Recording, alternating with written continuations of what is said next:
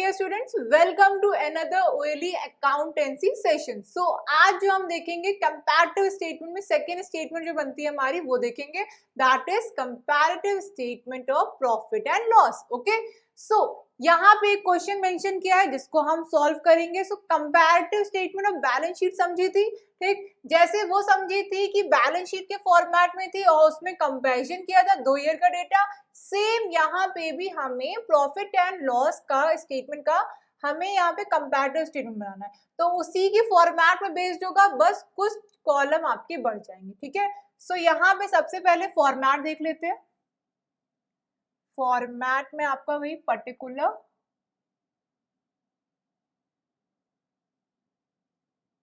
ठीक है,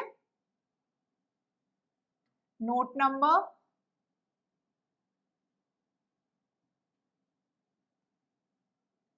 okay, now previous year amount,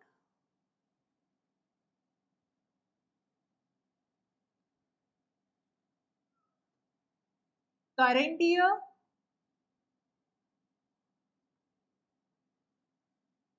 ठीक, ओके। नाउ इसको नेमिंग दे देते हैं क्या, ए, इसको बी दे दो as we have done it in the balance sheet, then b minus a, ठीक है, ये आपका सी आ जाएगा, मतलब चेंज, एंड देन निकाल लेना बेटा परसेंटेज चेंज। ये कैसे निकलेगा, c माइनस बेस, बेस हमने लिया है प्रीवियस ईयर को लेंगे, मल्टीप्लाई 100, ठीक है, okay. So this is how format will be prepared for the comparative statement of profit and loss also. So ये किसका statement है, ये है comparative statement of profit and loss. Clear? Okay. So हम देख रहे हैं comparative statement of profit and loss, ये हमें बताएगा क्या कि टोटल इनकम में कितना चेंज आया है, कॉस्ट ऑफ मटेरियल कंज्यूम में कितना चेंज आया है, प्रॉफिट में कितना चेंज आया है, कितना परसेंटेज ओवरऑल प्रॉफिटेबिलिटी में हुआ है, कितना परसेंटेज चेंज हुआ है प्रॉफिट में, ये सारी चीजें हमें comparative statement of profit and loss से पता चलेगा। सो यहाँ भी हमारा फॉर्मेट क्या है statement of profit and loss का। सो हम स्टार्ट किससे करेंगे, हम स्टार्ट करेंगे रेवेन्यू फ्रॉम ऑपरेशन से, रेवेन्यू फ्रॉम ऑपरेशंस। सो इसे हम नेम दे देंगे 1, ठीक, इसमें ऐड क्या करते हैं, अदर इनकम, अदर इनकम को बेटा नाम दे दो सेकेंड, ठीक, आएगी क्या आपकी कि टोटल रेवेन्यू, और इसको नाम दे दो थर्ड, रोमन नंबर वाला, ठीक, ओके। ना इसमें से लेस क्या होगा, हमारे एक्सपेंसेस, हमारे एक्सपेंसेस को कुछ कैटेगरीज में बांट रखा था, उन सबको एक एक करके लिख लेते हैं। पहला बेसिक बेसिक लिखेंगे, कॉस्ट ऑफ मटेरियल कंज्यूम्ड, कितना मटेरियल लग गया ड्यूरिंग द ईयर, ठीक है। Second, purchase of stock in trade, SIT, ठीक। नेक्स्ट, चेंज इन इन्वेंट्री,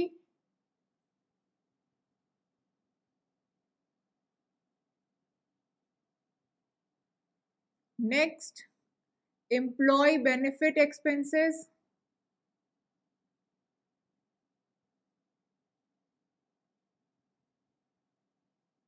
ठीक है, फाइनेंस कॉस्ट, डेप्रिसिएशन, और एक और नाम बोलते थे दैट इज अमोर्टाइजेशन, इसको भी कंसिडर करेंगे।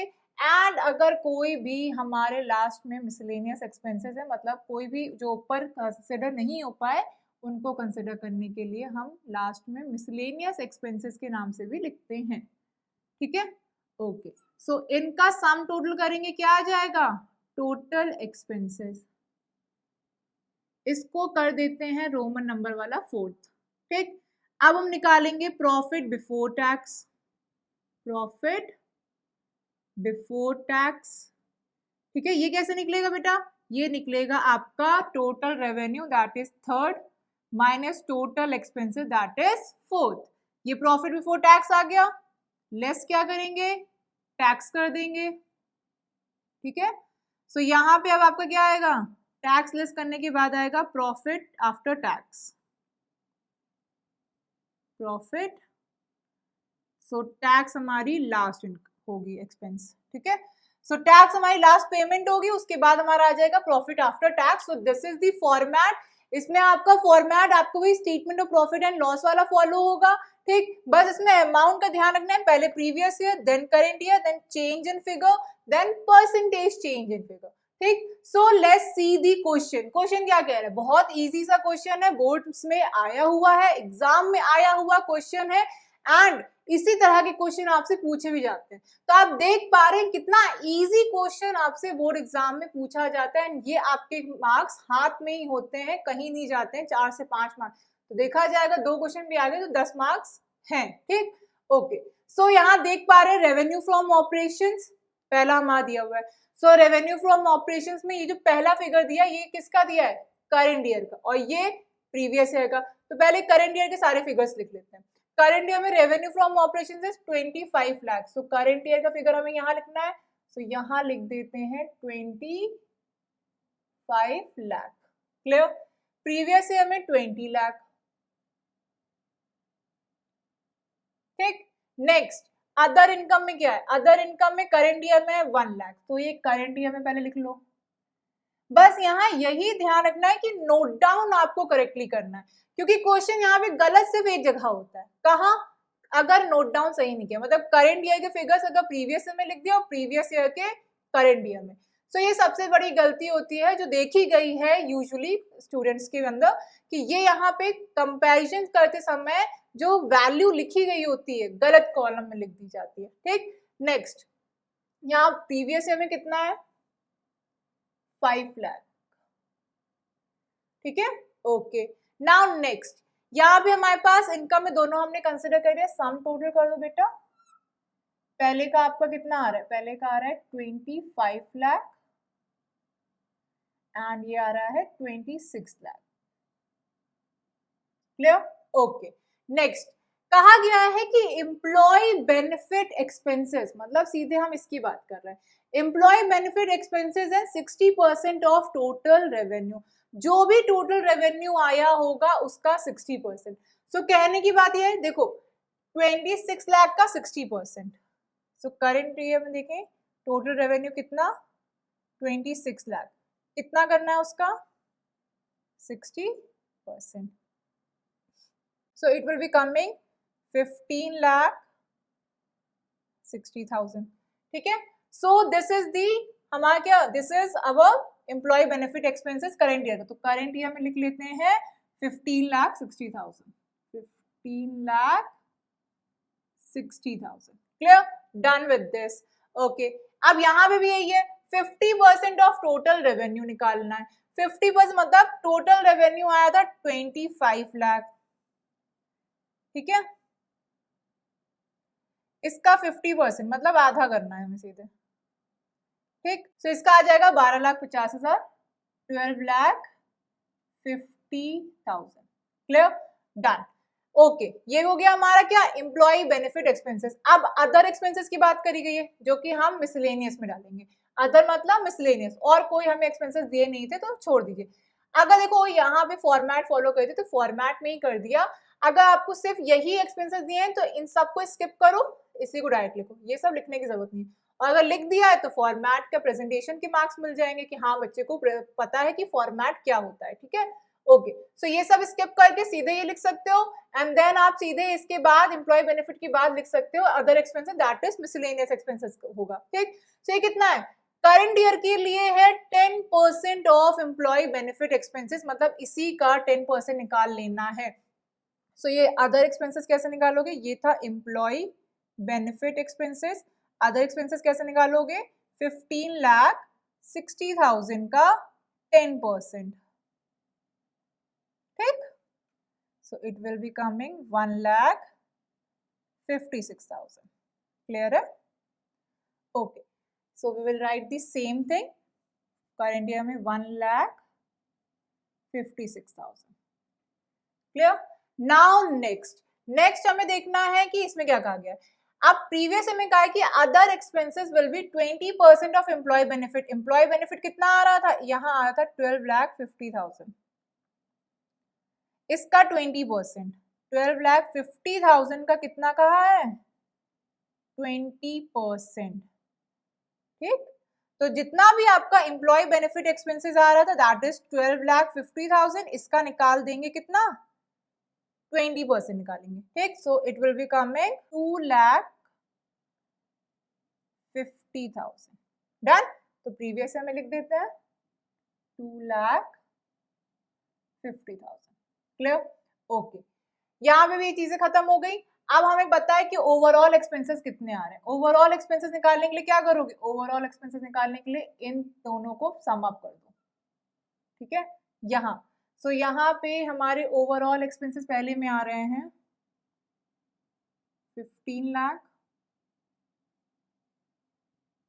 and this side it is 17,16,000। Done, okay.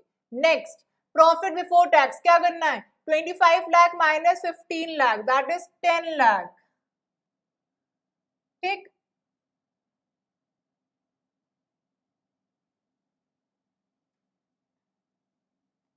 Okay, that is 10 lakh. So यहाँ पे ये हो गया हमारा पहला प्रॉफिट। सो यहाँ पे क्या करना है, 26 लाख माइनस 17,16,000, तो यहाँ पे हमारा आ रहा है 8,84,000। सो ये तो आ गया प्रॉफिट बिफोर टैक्स, जिसमें से अभी टैक्स का डिडक्शन नहीं हुआ है। सो यहाँ टैक्स रेट कितना है, टैक्स रेट है 50% एंड दी प्रीवियस ईयर में है 40%। सो ये टैक्स रेट किस पे अप्लाई किया जाएगा, ठीक है, तो जो भी आपका प्रॉफिट बिफोर टैक्स आएगा उस पे ये टैक्स रेट एप्लीकेबल होगा। सो प्रॉफिट बिफोर टैक्स कितना आ रहा है, देखो यहाँ पे आ रहा है, प्रीवियस ईयर में आ रहा है profit before tax 10 lakh, current year में आ रहा है 8,84,000। सो हम देख पा रहे हैं कि प्रॉफिट में रिडक्शन हुआ है। ठीक है, नेगेटिव चेंज ही आएगा। सो अब टैक्स रेट लगा देते हैं। टैक्स रेट किस पे लगेगा, पीबीबीटी पे, that is profit before tax पे। So tax rate current year में कितना था, 50%, तो करंट ईयर की इनकम कितनी है, 8,84,000, तो 8,84,000 का 50% कर दोगे कितना आएगा, टैक्स लायबिलिटी आ जाएगी। ठीक है, सो टैक्स पेमेंट कितनी हुई है, इसी का 50% लगाओ, जो आया अभी तक इनकम ना, इसी का 50% कर दो, मतलब आधा कर दो। ठीक, तो बचेगा भी कितना, आधा ही बचेगा।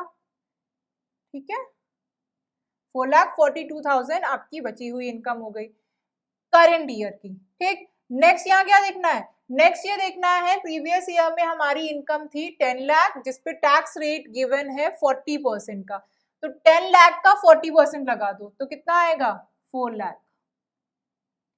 बची हुई इनकम 6 लाख। क्लियर? ओके, सो ये तो आ रहा है प्रॉफिट आफ्टर टैक्स आपका। सो यहाँ पे ओवरऑल हमने क्या किया, पहले हमने प्रीवियस ईयर के फिगर्स लिख लिए, डन। ठीक, after writing the previous year figures we have written what, current year की figures, like this, current year के लिख लो। ठीक है, अब यहाँ बारी आती है चेंज कंसिडर करने की। चेंज वैसे ही कंसिडर करेंगे जैसे बैलेंस शीट में किया था, आपका current year minus previous year. अब करंट ईयर यहाँ पे ज्यादा है, प्रीवियस ईयर यहाँ कम है, तो यहाँ पे पॉजिटिव चेंज आएगा। नेक्स्ट, करंट ईयर कम है, प्रीवियस ईयर ज्यादा है, तो चेंज 4 लाख का आ रहा है, बट इसे डाल देंगे किसमें, ब्रैकेट में। ठीक है, इतना क्लियर? ओवरऑल चेंज 1 लाख का आ रहा है। ठीक, ओके, इज दैट क्लियर? यहां से क्या दिख रहा है, देखो करंट ईयर ज्यादा था, प्रीवियस ईयर कम, पॉजिटिव, प्रीवियस ईयर ज्यादा है, करंट ईयर कम, नेगेटिव। इतना ध्यान रखना है, और कुछ ध्यान रखो ना रखो। ठीक है, अब अगेन यहाँ पे आपका करंट ईयर का फिगर है 15,60,000 एंड प्रीवियस ईयर का फिगर है 12,50,000, तो करंट ईयर ज्यादा है, तो यहाँ आ जाएगा आपका 3,10,000। ठीक है, ओके, डन विद दिस, तो ये भी आपको पॉजिटिव होगा। नेक्स्ट, करंट ईयर कम है, प्रीवियस ईयर ज्यादा है, तो अब यहाँ पे जो चेंज आएगा उसको पुट करिएगा ब्रैकेट के अंदर। ठीक, सो ये चेंज आ रहा है so it is coming 94,000 negative में। क्यों? क्योंकि करंट ईयर कम है, प्रीवियस ईयर ज्यादा है। ओवरऑल चेंज देख लेते हैं बेटा। ओवरऑल चेंज में देखेंगे तो करंट ईयर ज्यादा है, प्रीवियस ईयर कम है। अब चाहे यहाँ का सम टोटल कर दो, चाहे यहाँ से डिफरेंस निकाल लो, दोनों ही सेम ही आएंगे। सो it will be coming 2 lakh. Clear? Okay, done with this. Now next यहाँ पे कितना है? करंट ईयर का फिगर है 8,84,000, प्रीवियस ईयर का फिगर है 10 लाख। सो ऑब्वियस सी बात है, करंट ईयर कम है, प्रीवियस ईयर ज्यादा है, so it will be coming in the bracket. So यहाँ लिखेंगे 1,16,000। सो ये आपका ब्रैकेट में फिगर आएगा। लास्ट यहाँ पे देखो 4,42,000 करंट ईयर है, 4 लाख प्रीवियस है। करंट ईयर का फिगर ज्यादा है प्रीवियस ईयर से, तो ये तो पॉजिटिव ही आएगा। कितना? 42,000। ठीक है, पॉजिटिव चेंज। ओवरऑल देख लेते हैं कि कितना चेंज हुआ है। Current year figure is 4,42,000 and previous year change is 6 lakh. So यहाँ डिफरेंस कितना निकालेंगे? देखो 6 लाख माइनस 4,42,000 माइनस में ही आएगा आपका, ब्रैकेट में रखेंगे उसे। ठीक, क्यों? क्योंकि करंट ईयर का फिगर कम है, प्रीवियस ईयर का ज्यादा है। So it is coming 1,58,000। Clear? Okay, so यहाँ पे हमने देख लिया ओवरऑल चेंज। ठीक है, ओवरऑल प्रॉफिट में चेंज हमने देखा नेगेटिव आ रहा है, 1,58,000 का आ रहा है। ठीक है, एंड हमने यहाँ पे कैटेगरी वाइज भी चेंज देख लिया है कि कॉस्ट ऑफ मटेरियल कंज्यूम में कितना चेंज आया है, मिसलेनियस एक्सपेंसेस में कितना चेंज आया, एम्प्लॉय बेनिफिट एक्सपेंसेस में कितना चेंज आया। सो कैटेगरी वाइज भी चेंज देख लिए। अब नेक्स्ट टर्न किसकी आती है? नेक्स्ट टर्न आती है परसेंटेज चेंज की। ठीक है, so now we will work on the percentage change. So percentage change कैसे निकालेंगे? चेंज कितना हुआ figure divided by previous year figure. So changing figure है आपका फर्स्ट में 5 लाख डिवाइडेड बाय आपका 20 लाख। ठीक, and it will B multiply by the 100। ठीक है, सो आपका चेंजिंग फिगर यहाँ आ रहा है 25%। ठीक, ओके, डन। नेक्स्ट, अब यहाँ पे ये गिवन है माइनस में, -4 lakh divided by base year कितना है? 5 lakh, previous year figure multiply 100। अब ये जो आएगा ये आएगा नेगेटिव में and it is coming 80%। Clear? Okay, now next ऐसे करके इसे लाइन खींच दीजिएगा। नेक्स्ट है change in figure is 1 lakh divided by previous year figure that is 25 lakh multiply 100। Okay, so it's coming 4%। Clear? ठीक, ओके, डन। नेक्स्ट आपका employ benefit expenses, same 3,10,000 का change आया था divided by base year that is 12,50,000 multiply कर दो 100 से। ठीक है, so it is coming 24 point something आ रहा है। ठीक है, तो 24 रखते हैं, जो भी आ रहेगा आप उसे पॉइंट में जो वैल्यू होगी लिख लीजिएगा। ठीक, ओके, नेक्स्ट है आपका 94,000, ये माइनस में हो गया। Base year 2,50,000 multiply 100। So next आपका आएगा ये 94,000 डिवाइडेड बाय 2,50,000, ये आपका आएगा 37.6 समथिंग। इसको ब्रैकेट में कर लेना बेटा, क्योंकि ये भी माइनस में आया था तो ये भी माइनस में होगा। ठीक है, एज चेंज माइनस में था तो परसेंटेज चेंज भी आपका माइनस में आएगा। ओवरऑल यहाँ देख लेते हैं एक्सपेंस में कितना चेंज आया है। ठीक, सो यहाँ पे 2,16,000 चेंज था, डिवाइड कर देंगे base year that is 15 lakh. ठीक, multiply 100, so it will be coming something 14.4%। ठीक, ओके, पॉजिटिव चेंज ही होगा क्योंकि यहाँ पे चेंज आपका पॉजिटिव में लिखा है। नेक्स्ट है आपका 1,16,000, 1,16,000 ये बेटा आपका माइनस में था, ब्रैकेट में पुट कर दीजिए। बेस ईयर आपका 10 लाख है मल्टीप्लाई 100, ठीक है। So it will be coming 1 lakh, मतलब ये 11 पॉइंट आपका सीधे सीधे जा रहा है 6%, और ये पुट करेंगे ब्रैकेट में क्योंकि माइनस में था, ठीक। नेक्स्ट 42,000 का चेंज है, divided by base year change, divided by base year multiply 100, सो ये आपका आ जाएगा 10.5, ठीक, 10.5%। लास्ट, आपका लास्ट वाला जो चेंज है वो नेगेटिव में है, तो ये चेंज भी नेगेटिव में आएगा। ओवरऑल प्रॉफिट में जो चेंज है वो नेगेटिव आ रहा है, कहने का मतलब ये, ठीक है। सो 1,58,000 divided by base year, that is 6 lakh,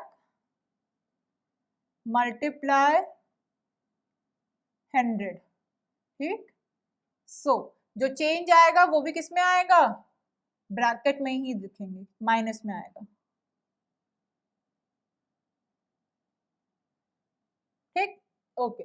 so this is how we will calculate each and every year के फिगर में परसेंटेज के चेंज के साथ नॉर्मल चेंज भी देखेंगे। सो पहले नॉर्मल चेंज निकाल लीजिएगा हर एक फिगर में कि चेंज कितना आ रहा है, current year minus previous year, minus में आए तो माइनस में। अब जैसे यहाँ पे हमने देखा था करंट ईयर की फिगर बड़ी थी, प्रीवियस ईयर की छोटी थी, तो यहाँ माइनस कैसे करेंगे, तो भाई ये नहीं हुआ कि 1,56,000 में से 2,50,000 माइनस कर दिया, this is not possible. Minus यहाँ 2,50,000 माइनस 1,50,000 ही किया, मतलब जो फिगर बड़ी होगी उससे छोटी वाली फिगर ही माइनस करेंगे, बट एज प्रीवियस ईयर की फिगर बड़ी थी इसलिए इसे ब्रैकेट में रखा है। आंसर मतलब ये क्या रिप्रेजेंट कर रहा है, ब्रैकेट वाला ये रिप्रेजेंट कर रहा है कि आंसर माइनस में आया है। Is that clear? सो आपको जो भी फिगर यहाँ ब्रैकेट में दिख रही है उसे समझ लो कि वो किस में आई है, वो फिगर आई है माइनस में। सो this is how comparative statement of profit and loss will make, जिसमें आपको सबसे पहले statement of profit and loss he follow करना है, एंड देन उसमें आइटम आपको क्या लिखना है, करंट ईयर प्रीवियस ईयर दोनों के लिखना है, देन उनके बीच में change, then percentage change consider करना है। परसेंटेज चेंज में ध्यान रखिएगा, चेंज लिखेंगे, बेस ईयर कंसिडर करेंगे, मतलब जिससे कंपेयर कर रहे हैं, प्रीवियस ईयर से कंपेयर कर रहे हैं ना, प्रीवियस ईयर से डिवाइड करेंगे एंड मल्टीप्लाई करेंगे 100, क्योंकि परसेंटेज में बनाना है, किसी भी चीज को परसेंटेज बनाने के लिए 100 से मल्टीप्लाई करेंगे, ठीक, okay. So again base year से डिवाइड, चेंज ऊपर लिखेंगे एंड देन आपका multiply 100, change base year multiply 100। So कुछ इस तरह से करके हम परसेंटेज चेंज निकालेंगे and that is how your comparative statement of profit and loss will be prepared. So इन सब चीजों का ध्यान रखना, ये इंपॉर्टेंट अच्छा क्वेश्चन था, आपके एग्जाम में आया हुआ भी क्वेश्चन था। So that's all for this session. I hope ये क्वेश्चन भी क्लियर रहा हो एंड इस क्वेश्चन को आप समझ लीजिए, प्रैक्टिस कर लीजिए because it's important. Okay, so that's all for this session. Thank you class.